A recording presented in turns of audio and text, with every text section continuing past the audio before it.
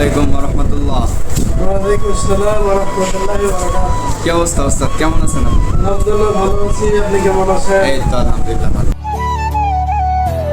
আসলে নাইটের খাবারের জন্য প্রথমত যা করা হয়, সবজি প্রসেসিং করতে হয়, তারপরে বিভিন্ন মশলা প্রসেসিং করতে হয়, খাবারগুলো ওয়াশ করতে হয়, ওয়াশ করার পরে পর্যায়ক্রমে রান্নাগুলো কমপ্লিট করা হয়।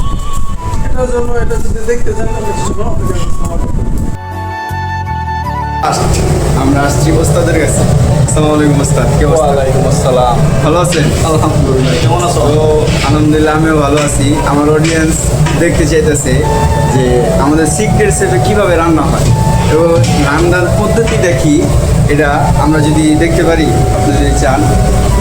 এই যে আমাদের সাথে রান্নাটা শেষ পর্যন্ত আমরা থাকবো। এখন আমরা শুধু পেজ বাড়িতে আমরা দেখতেছি, একটু পরে আবার আসবো আপনার সাথে দেখা করতে।